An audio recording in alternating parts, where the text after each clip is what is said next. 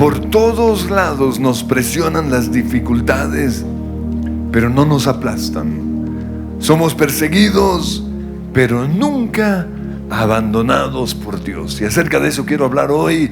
Perseguidos, pero no abandonados.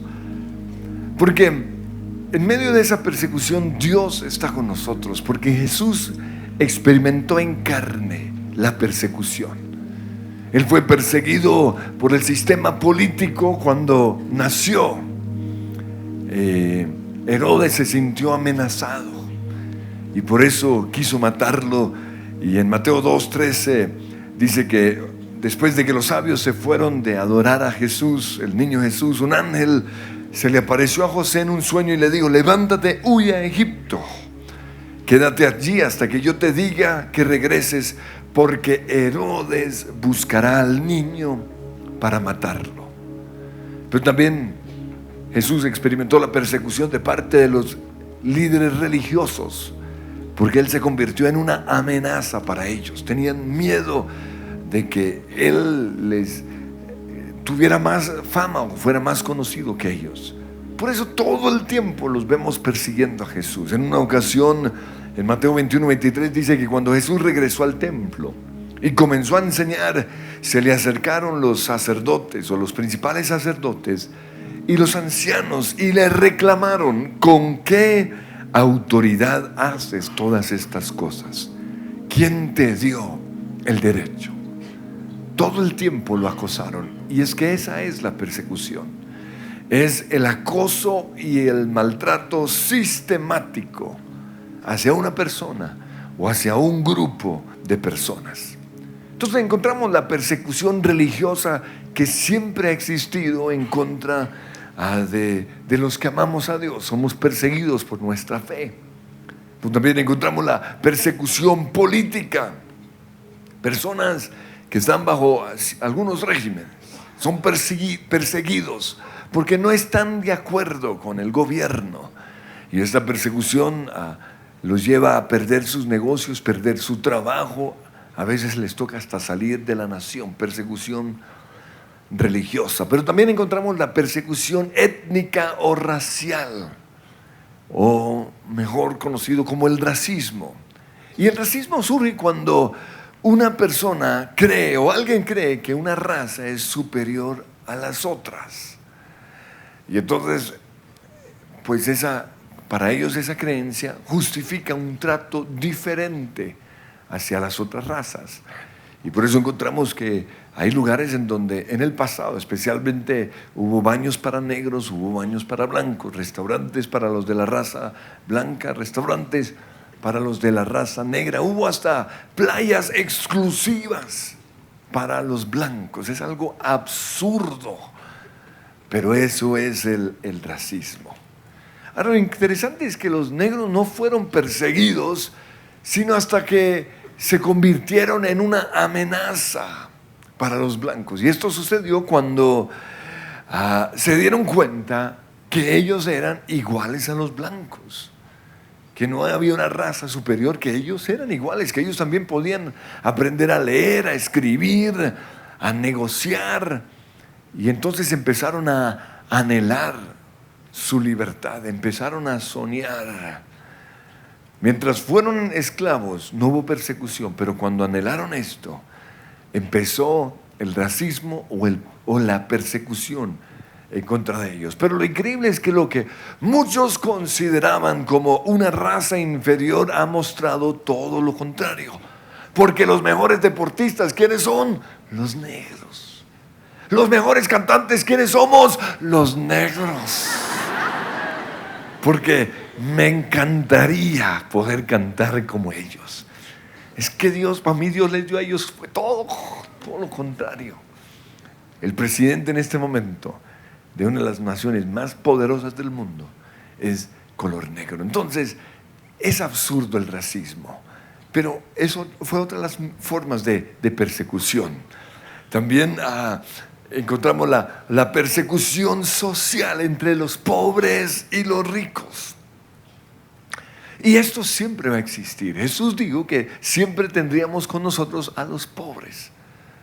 Y también Él mismo, o Dios mismo, bendijo en el Antiguo Testamento a algunas personas y por eso llegaron a ser ricas. Entonces, el problema no es ser rico o ser pobre. El problema se inicia cuando empieza unos a perseguir a los otros. El rico impide que el pobre prospere.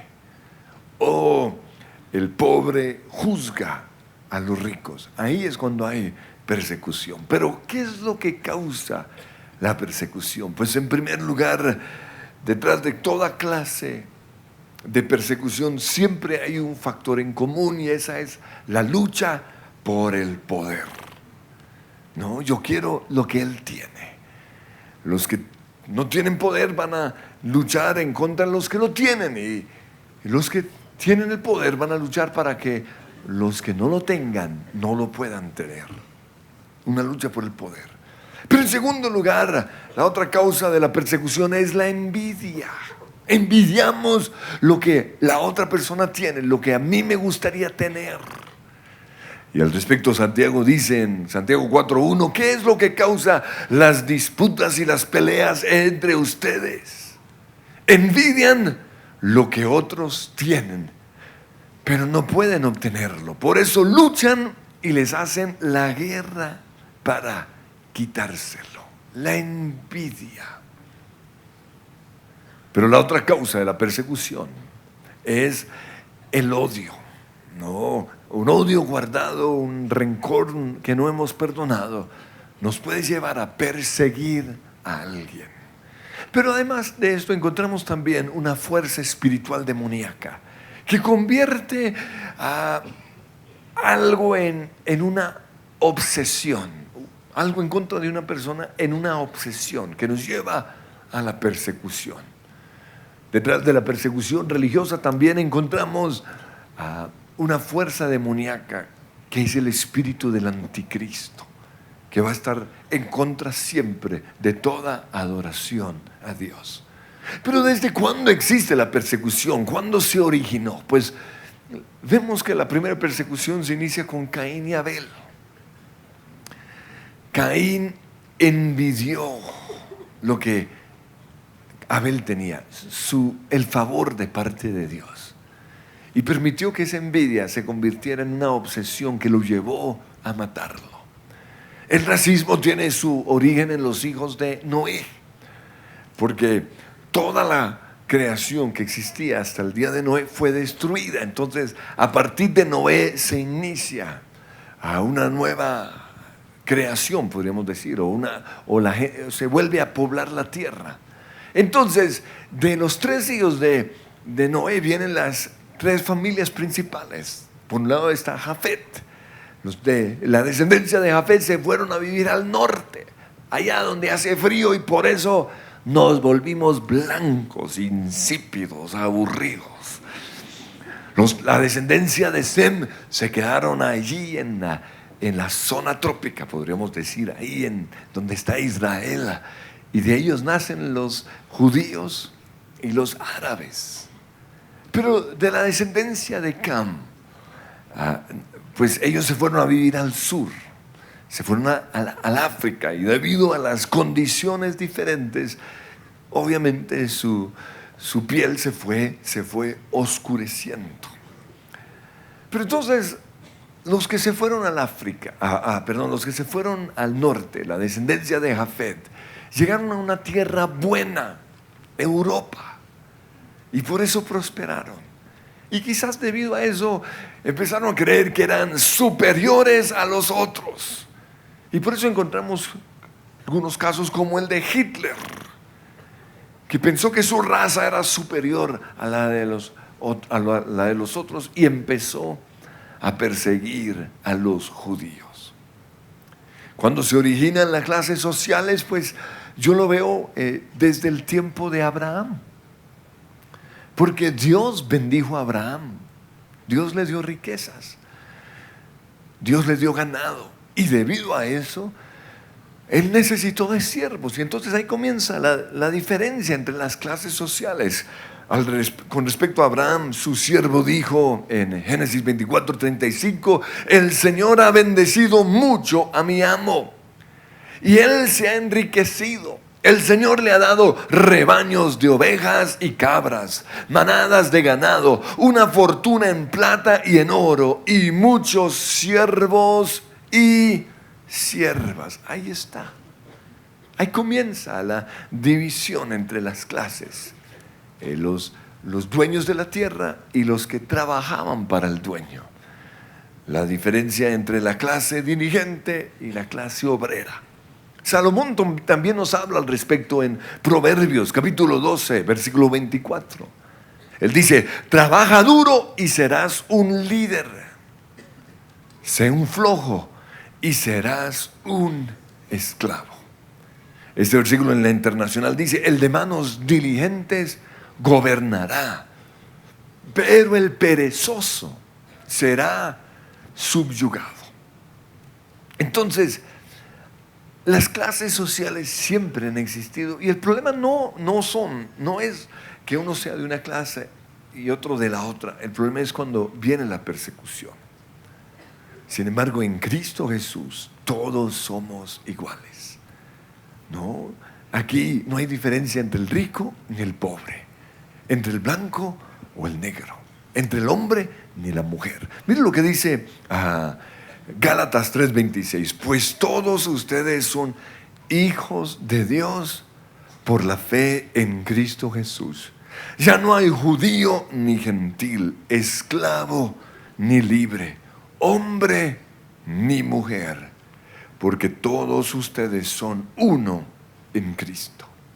Entonces, en Jesús todos somos iguales. Sin embargo, aún dentro de la iglesia va a existir la diferencia entre el rico y el pobre.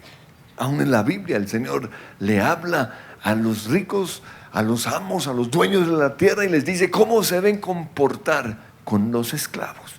Y a los esclavos también les dice lo mismo. Entonces, la clase dirigente, los ricos, eso es algo que se hereda. Si mi papá fue rico, yo voy a ser rico. Pero también es algo que se logra, o algunos han logrado con mucho trabajo, con mucho esfuerzo. La clase obrera o la pobreza es también algo que se hereda. Si mi papá fue un vaciado, yo voy a ser una persona pobre. Y aunque uno puede salir de la pobreza, algunos no salen simplemente porque no quieren, porque son, como dice Salomón, perezosos, o quizás por la mentalidad de escasez, que espera que todo el mundo les ayude. O sea, todo el mundo es culpable de mi desgracia. ¿Dónde está el gobierno cuando uno lo necesita? Es que la iglesia no lo ayuda a uno. Es una mentalidad de deme. Y si usted tiene esa mentalidad, usted no va a salir de allí, porque la salida de su pobreza está en usted mismo, no en los demás. Pero también algunos no salen porque no quieren aprender de los que ya salieron, de la clase dirigente. Pero entonces, como dije antes, el problema no es el ser pobre o el ser rico.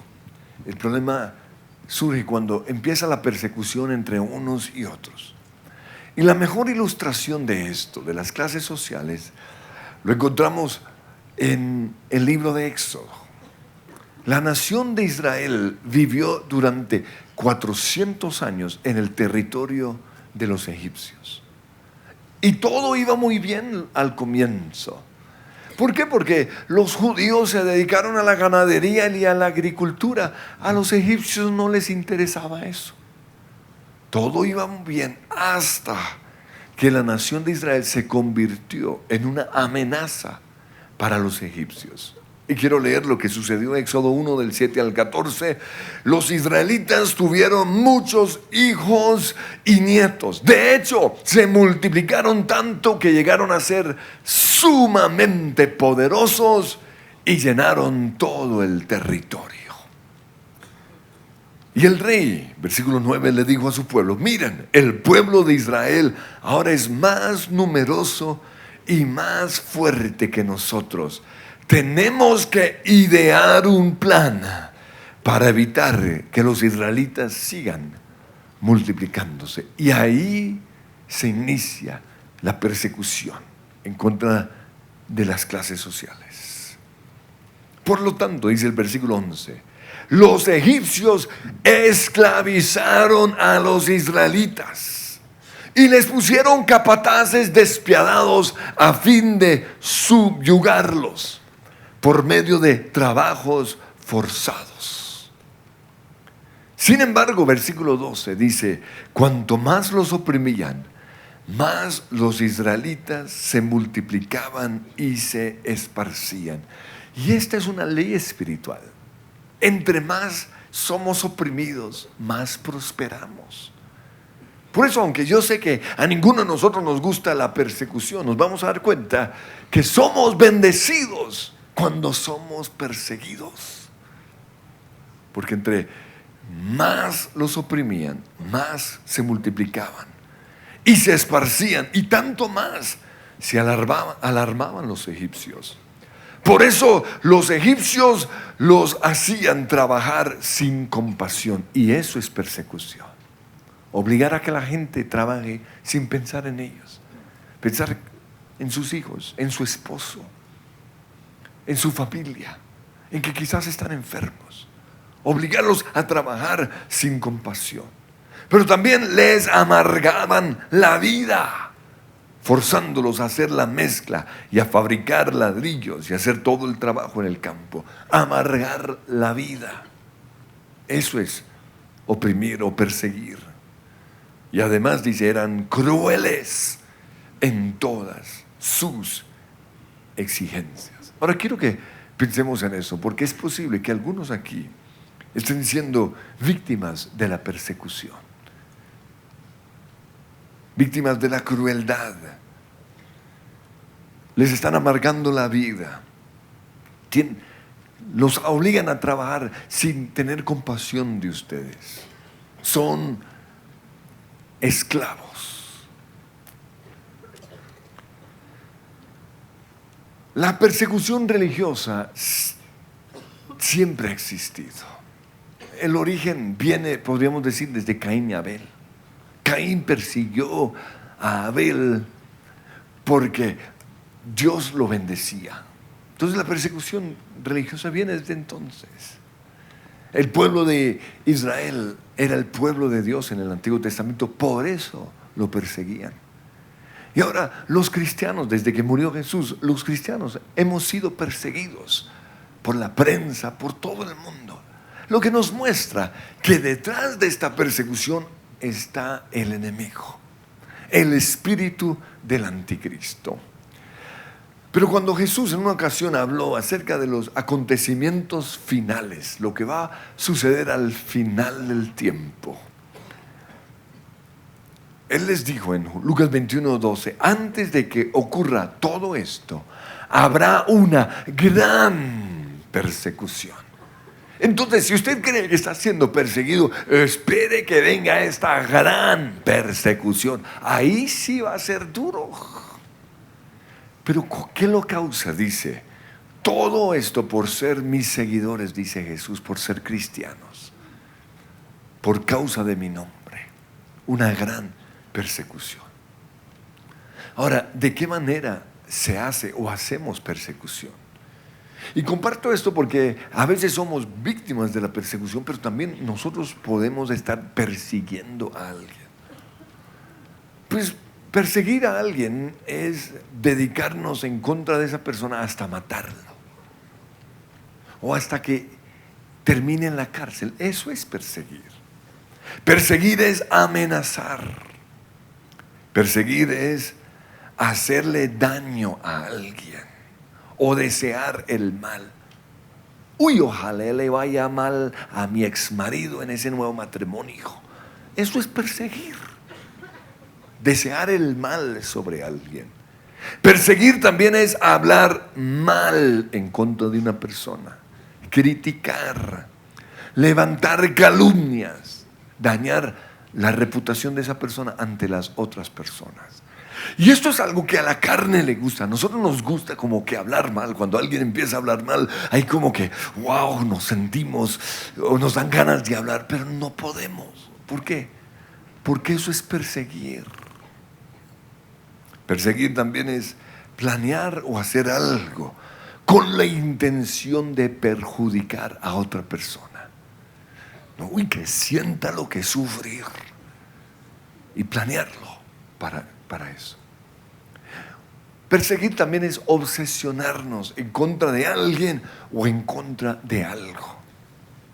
Y quiero dedicar unos minutos a esto porque esta es una de las maneras en las cuales el enemigo de manera muy sutil se ha logrado meter en las iglesias. Él pone en nosotros una obsesión en contra de una persona o en contra de una forma de pensar diferente a la nuestra. No todos aquí estamos de acuerdo, ¿no? Y el enemigo usa eso para llevarnos a perseguir. Por ejemplo, para ilustrarlo, con respecto a la santidad, nosotros aquí creemos en la santidad. Creemos que es el plan de Dios, predicamos una vida de santidad y hemos visto el fruto de la santidad en ustedes, ¿no? Las personas que viven en santidad son felices, prosperan más que los otros. Entonces hemos visto la bendición que hay con respecto a la santidad. Pero ¿sabe que esto también se puede convertir en una obsesión? Y al convertirse la santidad en una obsesión nos lleva al legalismo. Nos convertimos en legalistas y empezamos a perseguir a aquellos que no están viviendo como a nosotros nos parece. Empezamos a decir, uy, es que los de esa otra iglesia son unos mundanos terribles. Cuidado. ¿Sí ve? Eso es perseguir. Lo quiero ilustrar con respecto al trago, al alcohol. Para mí, el licor embrutece, empobrece, destruye los matrimonios. Yo no veo que el licor sea la voluntad de Dios. Y especialmente si una persona tiene influencia, si usted lo ve un muchacho tomándose un vinito, lo que sea, usted le está dando permiso a que él se pierda en una vida de trago. Entonces eso es lo que yo creo. Pero hay otros cristianos que no piensan igual que yo. Y a veces yo he tenido que ir a comer con ellos y pedimos nuestra punta de anca y nuestro bife de chorizo. Y ellos luego dicen, y me trae un vinito por favor, y tienen tal experiencia del año 30 y no sé qué. Y se lo traen y se lo sirven. Y ellos comienzan a hacer así con la copa. Y a mí me da una rabia. Y comienzo a pensar, uy, este cristiano mediocre, este mundano incircunciso, hijo del diablo. Y me lleno de rabia. Eso es obsesión, ¿no? Y he tenido que trabajar con esto. Porque que él haga algo que a mí no me parece, no me puede llevar a odiar. Yo tengo que aprender a amar a estas personas que son diferentes, que piensan diferentes a mí. Lo mismo sucede con nuestra forma de adorar. Nosotros aquí creemos que el tiempo de adoración se le debe dar total respeto a Dios. Y entonces por eso no nos parece que algunos en su forma de adorar estén honrando a Dios. Y gracias a nuestra forma de adorar, la presencia de Dios se manifiesta. Pero es posible que algunos adoren de manera muy light, a la ligera. ¿No? Hay gente, incluso hombres de Dios, que adoran con el celular. O sea, adoran y están chateando con quién sabe quién. Pero no podemos permitir que eso nos lleve a juzgarlos, a criticarlos. Porque eso es perseguir a los cristianos. Ahora, David fue perseguido por Saúl. Dice 1 Samuel 18:10 que David tocaba el arpa en la casa de Saúl. Pero un día Saúl tenía una lanza en la mano y de repente se la arrojó a David tratando de clavarlo en la pared. Pero David lo esquivó 2 veces. Ahora, Saúl sabía que el Señor lo había abandonado y que ahora estaba con David. Por eso tuvo temor de David y lo alejó de su presencia, nombrándolo jefe de 1000 soldados para que dirigiera al ejército en campaña. Saúl empezó a perseguir a David porque sabía que Dios estaba con él. Y por eso él pensó, ya sé cómo matarlo sin que la gente se dé cuenta. Mandémoslo a la guerra, que se muera por allá en la montaña. Pero todo lo contrario. David, como Dios estaba del lado de David, él regresaba como vencedor. Y cada día era más grande y más famoso ante los ojos de la gente. Y dice, versículo 14, David tuvo éxito en todas sus expediciones porque el Señor estaba con él. Por eso en el versículo 22 dice que Saúl instruyó a sus siervos para que le dijeran a David: el rey te aprecia mucho. Al igual que nosotros, bien mentiroso. Pero esto es manipular. Esto es politiquería. ¿Por qué no aceptas lo que el rey te ofrece y te conviertes en su yerno? Oigan eso.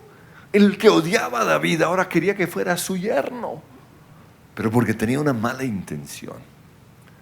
Y lo único que David tenía que hacer para llegar a ser el yerno del rey era traerle 100 prepucios de los filisteos. Ahora, ¿cómo lo iba a hacer? No sé. Imagínense él entrando a la tierra filistea. El doctor, ¿me regala su prepucio, por favor? No, le corto un pedacito nomás. No sabemos cómo lo hizo. Bueno, sí sabemos, pero... Dice el versículo 24, lo que Saúl tenía en mente era que mataran a David en la pelea. Esa era su intención. No, porque una cosa es matar a alguien y otra cosa es meterse con el prepucio. Ya. Dice, aquí fijo lo matamos. Pero miren lo que dice el versículo 26. David estaba encantado de aceptar la oferta. A David le encantó la idea. Entonces, él y sus hombres salieron antes de que se cumpliera la fecha límite, él y sus hombres salieron y mataron a 200 filisteos. O sea, no estaba satisfecho con 100 prepucios, él quería otros 100 por si acaso algún prepucio saliera defectuoso. Y estaba feliz en esa misión. Así que David cumplió con el requisito del rey, entregándole los prepucios de ellos. Y entonces Saúl le entregó a su hija Mical por esposa. Y cuando Saúl se dio cuenta de que el Señor estaba con David y cuánto su hija Mical lo amaba, le tuvo aún más miedo y quedó como enemigo de David por el resto de su vida. Se volvió una obsesión. Saúl se le olvidó todo. El único enfoque en su vida era David, lo tengo que matar. Se le olvidó que él era el rey, que tenía que gobernar. Se le olvidó su familia, se le olvidó todo. Porque se convirtió en un obsesivo por la muerte de David. Pero lo increíble es que a pesar de ser víctima de la persecución de Saúl, David no se atrevió a tocarlo. En 2 ocasiones, David pudo haberlo matado, pero no lo hizo. Por eso David obtuvo uno de los títulos, una de las etiquetas más grandes que se le puede dar a una persona, y es la siguiente: un hombre conforme al corazón de Dios. No tocó al ungido del Señor. Pero ¿sabe qué? Lo increíble es que la misma lanza que Saúl usó para tratar de matar a David, con esa misma lanza Saúl se suicidó. Porque la misma lanza que nosotros usamos para perseguir a las personas, Dios lo va a usar en contra nuestra. Es una ley espiritual. Dad y se os dará. Con la misma medida con que medimos a otros, nos volverán a medir. Todo lo que el hombre siembra va a cosechar. Ahora, todos nosotros aquí vamos a ser perseguidos.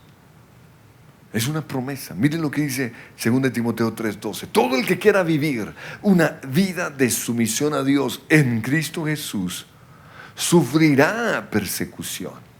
Jesús también dijo en Juan 15:18: si el mundo los odia, recuerden que a mí me odió primero. Y el versículo 20 dice: recuerden lo que les dije, el esclavo no es superior a su amo. Ya que me persiguieron a mí, también a ustedes los perseguirán. Ahora, la persecución es una promesa. Y yo sé que aquí todos nos gusta recibir promesas. Nos gusta que el Señor nos prometa salud, prosperidad. Pero Él también nos promete persecución. Así que yo quiero que hoy, cuando lleguen a su casa, pongan esa promesa sobre la nevera. Nosotros vamos a ser perseguidos. Y quiero leerlo, está en Mateo 5:11.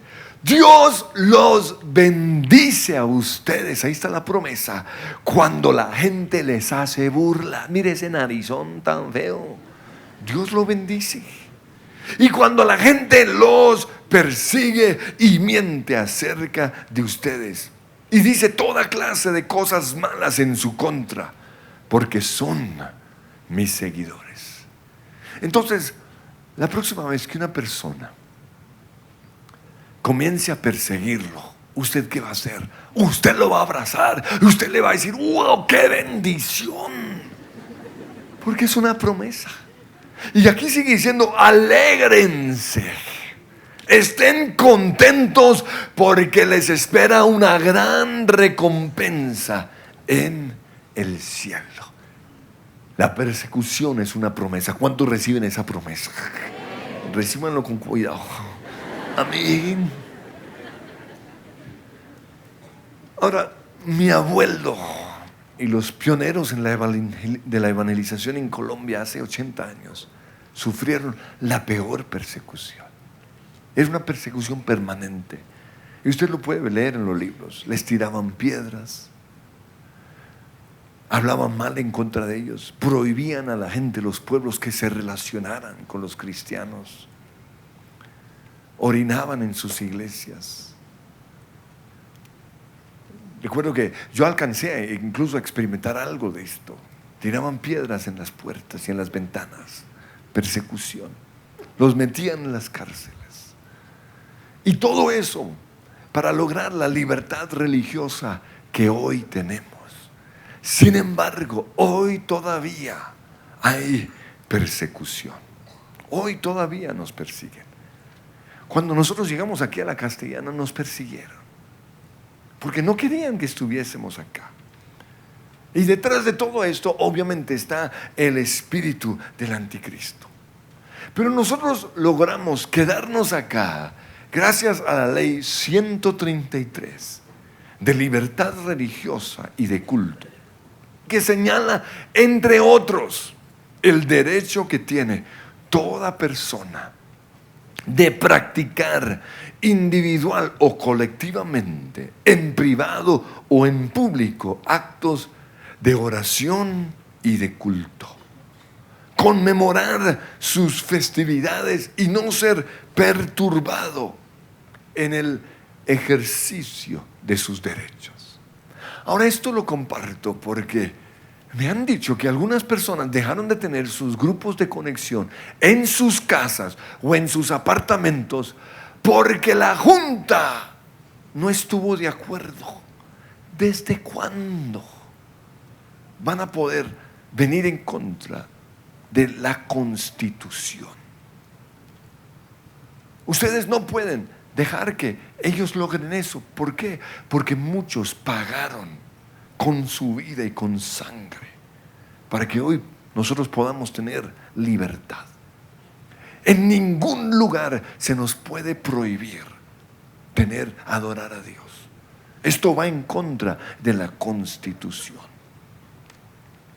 Usted puede meter a 30 o a 40 en su casa si usted quiere, y nadie puede prohibírselo.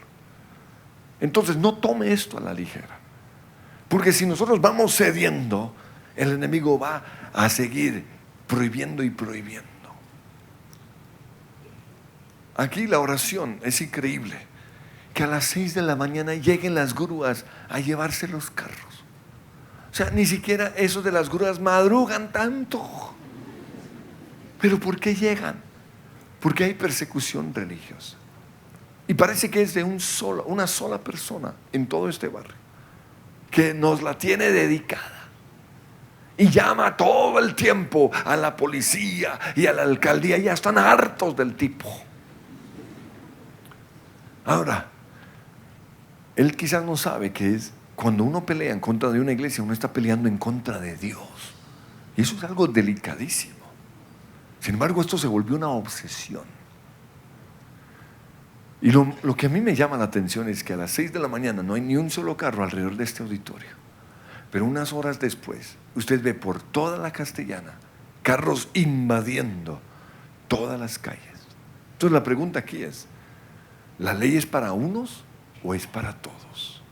Esto me muestra claramente que esto es persecución religiosa. Ahora, lo más triste es que muchos de los perseguidores de la iglesia son supuestamente cristianos. Y ellos dicen que lo hacen para cuidar la sana doctrina. Pero la verdadera intención detrás de esto, o la verdadera razón más bien, es envidia en contra de los que Dios ha bendecido. Porque ellos solo se dedican a perseguir a los que Dios ha bendecido. Si ellos realmente fueran personas conforme al corazón de Dios, harían lo mismo que hizo David. Porque aunque ya la presencia de Dios no estaba con Saúl, David no se atrevió a tocarlo, porque había sido ungido por Dios. Ya concluyendo, quiero que pensemos en esto. ¿Es usted una víctima de la persecución o ha sido usted perseguido?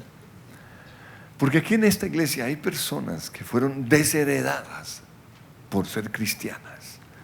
Sus papás no les pagaron la universidad. A otros también les dijeron, si te casas por lo cristiano, no vamos a ir a tu matrimonio.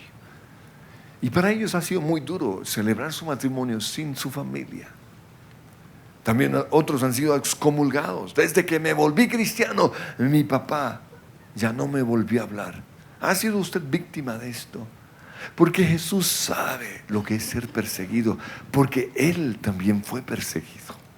Y Él puede acompañarlo allí en su situación de dolor. Ahora, quiero hacer un paréntesis porque hay algo que se llama el delirio de persecución. Hay gente que siente que está siendo perseguida y realmente no. Oye, es que a mí me persiguen, a mí me quieren hacer daño. No. Usted tiene que estar seguro que esto es cierto. Pero si usted está siendo perseguido, ¿cómo reaccionó Jesús ante la persecución? Para que usted también pueda hacer lo mismo. Porque la Biblia dice en Hebreos 4:15 que no tenemos un sumo sacerdote que no pueda compadecerse de nosotros, sino uno que fue probado en todo. Jesús también fue perseguido. Pues en algunas ocasiones Jesús simplemente no respondía. Y una de las armas más poderosas en contra de la persecución es esa: ignorarla, permanecer en silencio. Cuando los fariseos le preguntaron, ¿con qué autoridad haces lo que haces?, Él les hizo otra pregunta. Y como ellos no fueron capaces de responderle, Él les dijo, Mateo 21:27, entonces yo tampoco les diré con qué autoridad hago esas cosas. Yo he aprendido que la mejor manera de reaccionar ante la crítica, ante la murmuración, es ignorarla. Durante mucho tiempo a mí me invadieron mis páginas, mis redes sociales con persecución. Por eso yo ya ni lo miro, ¿no? Ya conozco cuando una persona va a agredir y más bien decido ignorarla. Cartas nos llegaban aquí. Recuerdo que en una ocasión un hombre escribió todo un libro de casi 200 hojas en contra de mi predicación, refutando cada cosa. Ahora, A mí me dio un pesar con ese señor, porque yo le vi 6 meses de trabajo y yo lo rompí en menos de un minuto. Ni siquiera lo leí, ni siquiera una sola frase, porque eso es lo que yo he aprendido, que uno lo que debe hacer ante la persecución es ignorarla. Jesús, en el momento de mayor persecución, en Isaías 53:7 dice, no dijo nada. Dice aquí: fue oprimido y tratado con crueldad, sin embargo no dijo ni una sola palabra. Como cordero fue llevado al matadero, y como oveja en silencio ante sus trasquiladores, no abrió su boca. Lo primero es no decir nada. Pero en segundo lugar, hubo momentos en los cuales Dios sí respondió, pero cuando lo hizo con sabiduría. Uno de esos casos fue cuando los religiosos le pusieron una trampa para ver si él estaba a favor de los romanos o en contra de los romanos. Por los dos lados él iba a perder. Es como cuando le dicen a uno: con cara gano yo, con sello pierde usted. Así estaba Jesús. No había cómo ganar. Pero él, ¿qué dijo? Lucas 20:24 les digo: muéstrenme una moneda romana. ¿A quién pertenecen la imagen y el título grabados en la moneda? Al César, contestaron. Pues bien, dijo: den al César lo que le pertenece al César, y a Dios lo que le pertenece a Dios. Hay momentos en los cuales tenemos que responder, y debemos hacerlo con sabiduría. Pero lo otro que hizo Jesús fue orar por sus perseguidores. En Mateo 5:44 Jesús dijo: ama a tus enemigos, ora por los que te persiguen. Jesús oraba por sus perseguidores. Y yo he descubierto que la mejor manera de aguantar el ataque de los que me persiguen es orar por ellos. Pero lo último que hizo Jesús fue recordar que Dios, el Padre, jamás lo iba a abandonar. Aunque él estaba experimentando persecución, él sabía que su papá jamás lo abandonaría. Y qué mejor versículo para eso que Romanos 8:35, en donde dice: ¿acaso hay algo que pueda separarnos del amor de Cristo? ¿Será que Él ya no nos ama si tenemos problemas o aflicciones? Si somos perseguidos, o pasamos hambre, o estamos en miseria, o en peligro, o bajo amenaza de muerte. Claro que no. Nada nos podrá separar del amor de Dios que es en Cristo Jesús. Yo quiero que cerremos nuestros ojos, y yo quiero que usted le diga eso: Señor, yo te doy gracias porque aunque quizás estoy siendo perseguido, no estoy solo. Tú estás conmigo, y nada podrá separarme de tu amor. Nada, Señor. Tú me amas, y yo sé que me amas. Cuánto me amas. Pero lo siguiente que hizo Jesús fue orar por sus enemigos. Yo quiero que usted empiece a orar específicamente por esas personas que lo están persiguiendo. Señor, hoy oro por este amigo, por este compañero de trabajo, por esta persona que me la tiene dedicada. Oramos, Señor, por el vecino de esta iglesia, o la persona que nos está persiguiendo. Lo bendecimos, Señor. Oramos, Señor, que tú estés con él, que él pueda experimentar el amor y el perdón del Señor. Pero también te pedimos, Señor, que tú nos ayudes a callar, a dar la otra mejilla, a bendecir a aquellos que hablan en contra de nosotros. Creemos, Señor, que somos bendecidos cuando nos persiguen, porque tu palabra lo dice. Por eso hoy decidimos tomar la persecución con gozo, con alegría, porque ellos están garantizando aún una mayor bendición. Porque entre más grande la persecución, más crece la iglesia, más somos prosperados. Ayúdanos, Señor, en el nombre de Jesús.